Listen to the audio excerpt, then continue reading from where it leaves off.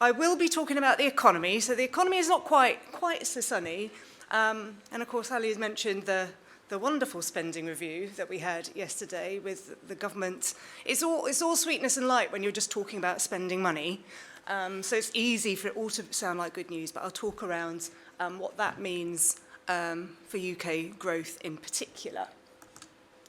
But where are we right now? Well, actually, we've had some GDP data out this very morning, but that's not going to be my starting point because that is April, we are June, and it has been a fast-moving year. So I'm going to talk about the PMIs first. And here we've got the S&P global PMIs and how they plot against GDP growth. And you can see actually that national GDP growth is somewhat more volatile than what you see from business surveys such as this. What they're telling us at the moment is that the overall pressures on confidence amongst businesses and indeed on consumers, and I'll come to that later, appear to be easing at the moment. But cost pressures are persisting and overall activity beneath all that volatility is quite flat. So when you look across the three principal sectors of the economy, in services, they talk about how rising payroll costs are impacting on budgets. They do talk about that improvement in confidence after that initial hit from the implementation of tariffs by Trump. They talk about some signs of resilience amongst consumers, but also note that new orders remain weak, and of course there's no replacement of job leavers at the moment given the sharp escalation in employment costs. Amongst manufacturers it's a bit worse, and a bit worse still if you're a small manufacturer. So they talk about, as well as, they've got the domestic market conditions as well, they're more exposed to global market conditions. They talk about turbulence, weak global demand, low customer confidence when you bring in international clients, and of course rising cost burdens. Switch across to construction, once again a bit more domestically focused, quite a volatile sector, quite a lot of job shedding, volatility because of house building being impacted by stamp duty policy changes, despite positive signs for the future direction of house building and demand there, and likewise for infrastructure, but otherwise quite weak overall. I've said that overall GDP data is even more volatile than that at the moment. We had a very punchy Q1 read, 0.7%. We were the fastest in the G7, as Rachel was keen to highlight yesterday. But that followed growth of 0.1 in Q4 and 0 in Q3. So, a bit up and down. And this morning we had a reduction in GDP in April of 0.3% against expectations of 0.1. It is important not to read too much into that unexpected downside surprise, though, because when you look into the release details, the ONS talk about that stamp duty holiday expiration impacting demand for legal services and conveyancing and driving quite a sharp downturn in activity in those sectors, as well as there being some signs that car manufacturers bringing forward their car exports into Q1 ahead of the tariffs, creating some volatility in the trade data as well. Also shown some GDP forecasts here. These are sort of the average that the Treasury pulled together from across the independent forecast. And what I'm trying to show here is that the outlook is gradually being revised down. First for this year, notwithstanding you get a bit of a bump from a strong Q1, and also for next year. Worth noting in passing as well that you've got the average for next year being 1.1. The OBR currently are predicting 2%. Actually, I wanted to talk a little bit more about the UK economy before I switch to its relationship with trade and do a bit of a SWOT on the UK. So what's driving the growth outlook overall? We've got quite a few weaknesses and headwinds, some of them quite systemic weakness and then additional headwinds on top of that. So we've got quite a weak and unproductive domestic economy with quite low resilience. We've got quite low confidence and quite high uncertainty, despite some improvements on that front. We have weak investment and a very low capital stock, and that really undermines our productive potential. We have had a very competitive labour market, which has been a benefit, but of course there are significant costs which have been layered onto the labour market and risks from the Employment Rights Bill. The tax burden is at the post-war high. The Bank of England are getting more worried about persistence in inflation despite the building headwinds to growth, and the public finances are stretched. So that's the sort of negatives out of the way. On the tailwinds, we do have interest rates that have fallen and are expected to continue falling, albeit at quite a measured pace, perhaps sticking to that sort of 25 basis points per quarter trend that we've been seeing. We've got real incomes growing quite strongly still, which should support consumer spending. We have got a very sharp rise in government spending relative to pre-election plans, and I'll come on to that in more detail later. But that will counterbalance some of the hit to the private sector arising from the tax rises and other policies that we saw at the budget. The labour market itself has been very resilient. That is a support to consumer confidence. It is weakening very sharply, however. And those trade deals that have already been mentioned, while they deliver benefits quite a long way out. The India trade deal builds to £900 million of benefit in 10 years' time. The UK economy is close to 3 trillion in size. So it's not of a huge scale, but there are signs that it is lifting confidence, and that has a bigger effect in the here and now. In terms of opportunities, some of these are quite obvious, of course, AI and cybersecurity in particular, following the attacks on retail. The creatives and pharma, we're going to get more detail from the government on their priority sectors and sector plans in the industrial strategy expected in a couple of weeks' time. Of course, we've had the defence strategy, the confirmation of various budgets for defence, including for innovation, infrastructure and housing. There's more money for parts of the housing market. £39 billion was talked about yesterday. We've got a broader deregulatory drive, which should help remove blockers to growth, including from planning reform, which is expected to add 0.2% to GDP a few years down the track. But those threats are front and centre too: global trade instability and fragmentation, supply chain and shipping risks again, geopolitical instability more broadly in Ukraine and the Middle East. Some constraints now being applied in the UK to the migration system, and those risks circulating the labour market. So focusing a bit on the most prominent risk to the UK's economic outlook at the moment, or the one that is sort of most front and centre in people's minds at least. What is the UK's exposure to global trade? Well, exports and imports together represent about 2/3 of the economy in total, although a relatively small number of firms in the economy actually export. It's actually less than 12% of UK businesses are exporters. But nonetheless, that scale of imports and exports causes the UK to be characterised as a small, open economy, highly exposed to global trade and growth developments. The US, by contrast, is a large and relatively closed economy.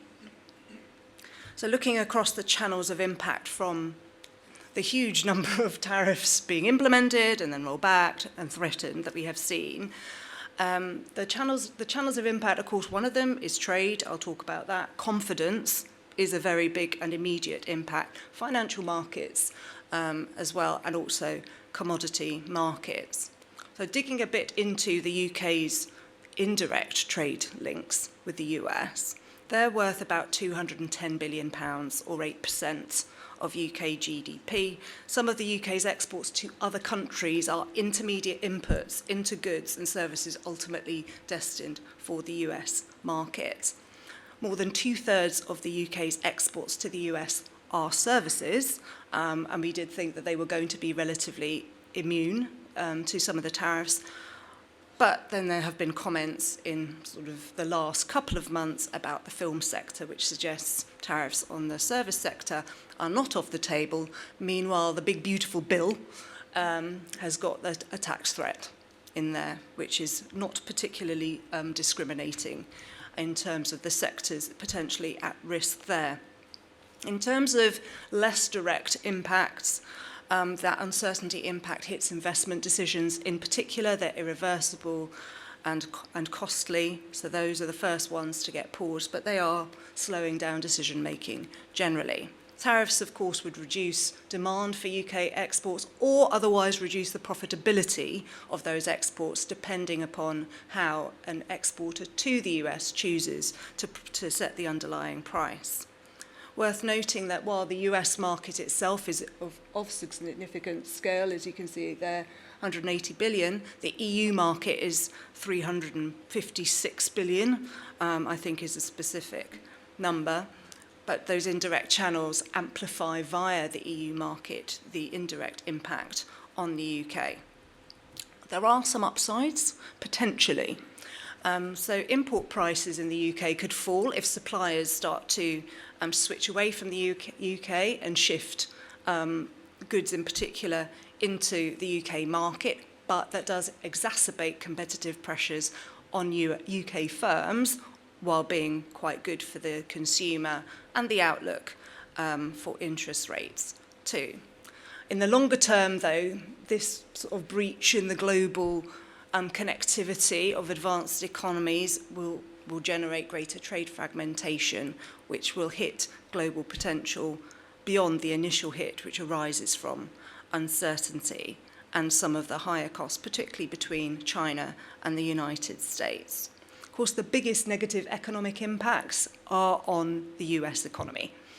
They're the ones who've seen the biggest downgrades to their growth outlook from multiple international bodies.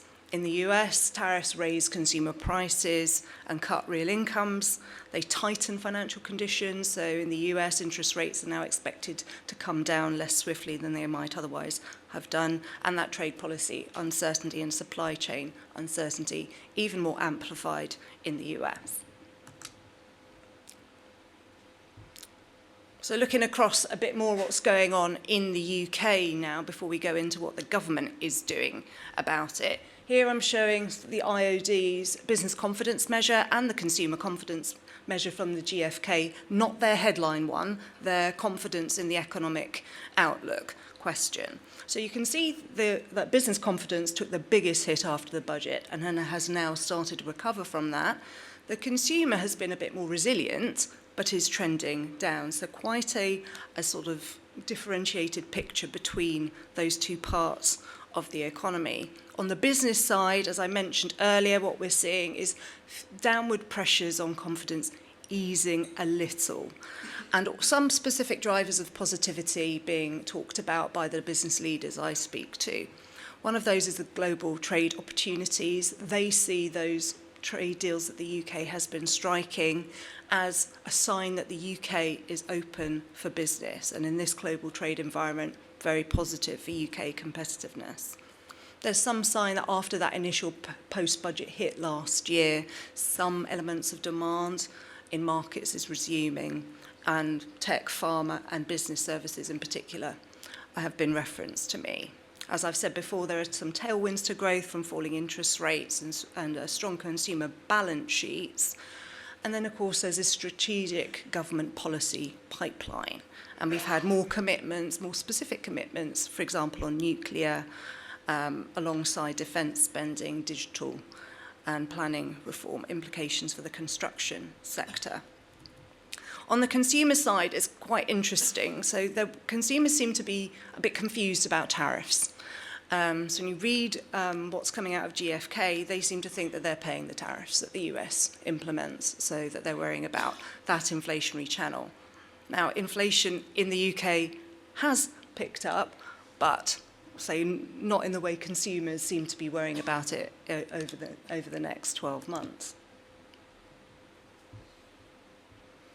And this is showing those inflationary pressures here in the UK, and indeed this is why, despite the multiple hits to demand in the UK, it is not translating automatically into faster interest rate cuts. We had a bit of a surprise split in the Monetary Policy Committee vote recently. We've got another vote rapidly approaching with a couple of members, and that was Hugh Pill, their chief economist, ex of Goldman Sachs, and Catherine Mann, who's an American economist, both voting for a pause in interest rate cuts. So nobody is voting for a rise, but it was still a bit of a hawkish surprise. And they're particularly worried about the risk that inflation persistence in the UK is going to put a floor on the declines in inflation that we've been seeing. So they've done some analysis, and they do find that households and businesses are now more sensitive to higher inflation than they were, because otherwise they would be quite happily looking through what we are now seeing, which is a temporary hump in inflation, which reflects the rise in the Ofgem price cap, which was obviously widely expected, some rises in things like water bills, a bit of seasonal volatility in airfares is playing in there due to Easter timings as well, and some policy changes affecting vehicle excise duty, putting upward pressure as well. So these are all the sorts of things that the bank would typically look through. Inflation's currently at 3.4%, not expected to go much higher, but is still expected to the end the year well above target, but that could contrast with a peak of 11.1%. The other factor that worries the bank a little bit is services price inflation. So that's the other series on the chart. It is a bit stickier than they would like. They consider that to be representative of domestic inflationary pressures, so the very things that they do have a duty to care about more. And of course, playing a role in that are labour costs. Services, the largest component of their costs are human.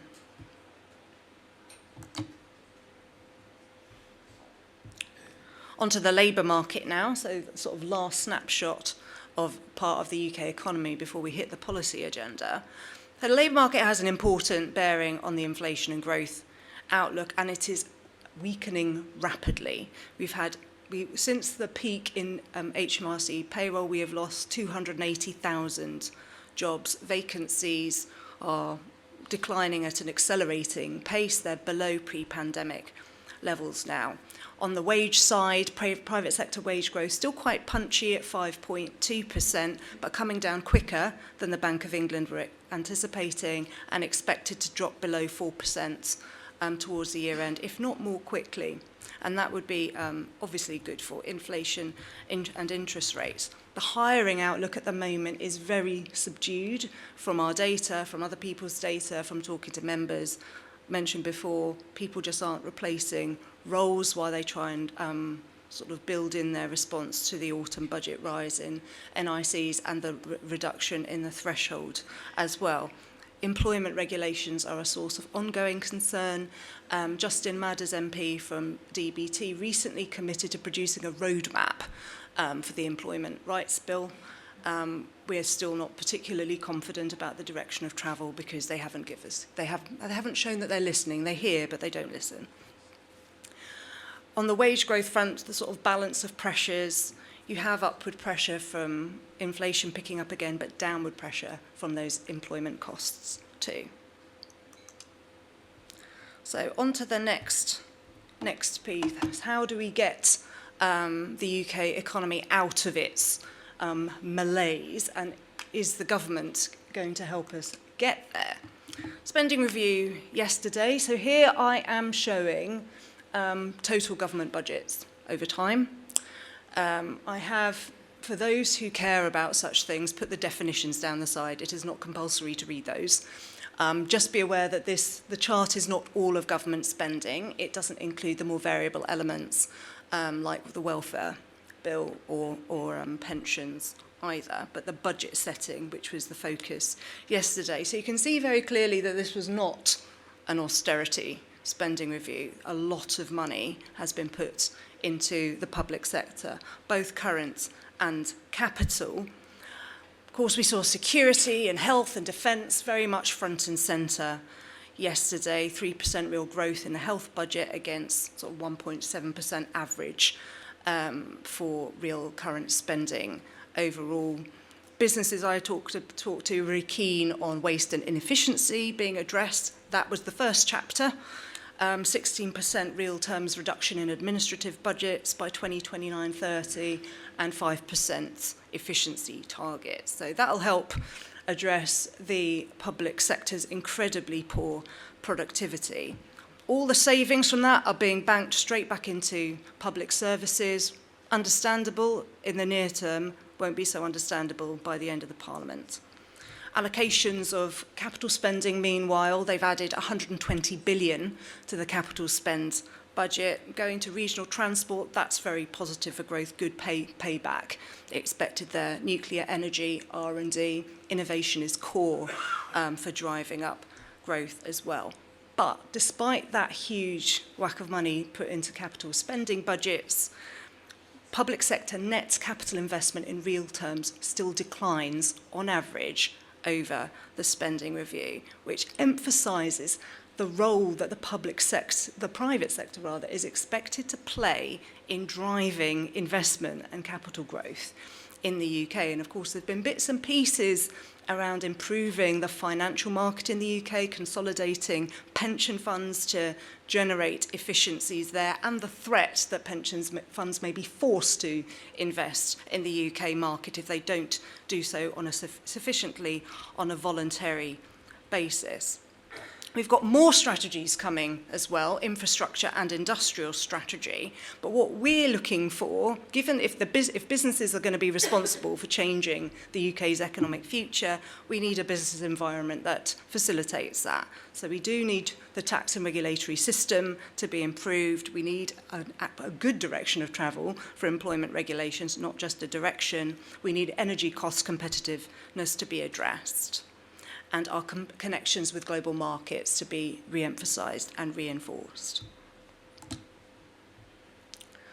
So this is the government's growth mission and its plan, so sort of stepping out of yesterday's detail into what they're doing, what they're thinking, where they're heading, what they've been doing so far. So overall, the policy mix, up until the spring statement, was judged by the OBR to be net positive for growth. It's probably a bit surprising to hear, but I guess it depends on your time horizon. They're looking long term. So over time, largely positive. There's a lot more public sector spending. There's better public sector investment, planning reform, deregulatory drive, trade deals, and a focus on long-termism. All positive for the outlook. But of course, what they have done is damaged employment, growth and investment through the big increases in tax. So the timing is the issue when you're thinking about whether you feel like the government has been good for growth. Meanwhile, the OBR are going to pass judgment in the autumn on the Employment Rights Bill, regardless of where it is, the Immigration White Paper and welfare reforms, if indeed they do actually happen. But meanwhile, circulating, okay, it stopped working. We'll stay looking at the government's glorious plan for growth. I'll talk about fiscal risks now. I was going to show you a chart which shows how optimistic the OBR are. Of course, I've mentioned that their growth forecast is an optimistic one. It's 2%, double the private sector expectation for next year. So that is a significant risk to the Chancellor's fiscal space and a driving factor behind the likelihood of tax rises being needed in the autumn. Fiscal rules are a bit misspecified. They're very tight. She's only got £10 billion to play with. That is nothing in the context of the public finances. Oh, there's the chart there. So what I'm showing here is the low dotted line is the downside scenario in the left chart for the OBR. The top line is, well, you can see their forecasts are extremely optimistic relative to where things have been in more recent years. It's even more stark when you look back further. On public spending management, and that was the big area we were kind of looking at yesterday, the government's given itself a huge amount of money to play with over the spending review period. Is it going to stick to that envelope? But it has for government budgets, But the winter fuel rollback is in the part of government spending which was not covered yesterday. So we still don't know how that is going to be funded. Is that going to be funded from within the DWP's budget, or is it going to be funded through tax rises in the autumn? And that U-turn costs £1.2 billion. So, that's still small beer, but it is indicative, and it tells us something about how strongly they can commit to even quite small-scale spending rectitude, even amidst quite generous settlements. Another big risk, of course, the public finances are government borrowing costs, which are very strongly impacted by what's going on in the US. So it's interestingly, UK government borrowing costs are affected to a greater degree by US data releases than they are by UK ones. So, for example, the US ISM PMI moves UK government borrowing costs more than UK retail sales. And if you want a full list and ranking of everything that impacts that, Megan Green's speech at the IOD in February has got a lovely list of how oddly it is that the UK is influenced by what's going on in the US. So we're heading towards the autumn budget in a relatively precarious, high-risk scenario. Of course, the expectation is if they do go for tax rises, it will be another threshold freeze for income tax, which could raise £10 billion, which ought to be plenty, but there's plenty of those headwinds I've already talked about. And we shall see how well they coordinate a better business environment to drive that investment in the infrastructure strategy and industrial strategy, which are coming out in the next week or two. So just to sum up then, on growth, 1% this year, 1% next year. We had 1% last year. So relatively steady, and that's despite everything that's going on. The trade instability and uncertainty, 0.2% difference to growth. So, but planning reform, 0.2% up to growth. So we're talking relatively small, immediate impacts on GDP. Interest rates still set to come down, so that will be a support to growth. May help lift consumer spending, but we've got a very rapid rise in unemployment starting to come through as well. Overall, government policy mix, including the announcements from yesterday, judged to be positive for growth over the longer term, but the government has no space in the near term, leaving it very, very vulnerable to quite small shifts in growth and market perceptions. Will this deliver us long-term policy stability? Not quite yet. Thank you. Anna, before we let you go, I mean, questions have been coming in. Overall, you just summarised where we're at and the trajectory for the UK and what the risks are, lack of wiggle room for the government. But overall, for trade, in the light of yesterday, good or bad? Good. We've already got the trade deals, of course. Yeah, go on. I should be on this, but and of course, defence. There's a lot of opportunity through the direction of travel and the increased budget for defence. All right. But it is. I mean, there's always a caveat, isn't there? I mean, the outlook for UK trade is positive in terms of the policy environment. In terms of the global environment, the US is not.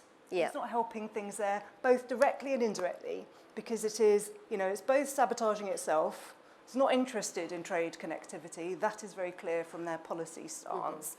But it's damaging the growth prospects everywhere at the moment. So it's undermining the scope for near-term benefits. But further out, the direction of travel, the EU deal, even though it's quite small in what it delivers relative to the Brexit hit, is a really positive signal. So we're at signals at the moment over. As opposed to concrete deals, really, and that's what's frustrating many. Anna, thank you so much.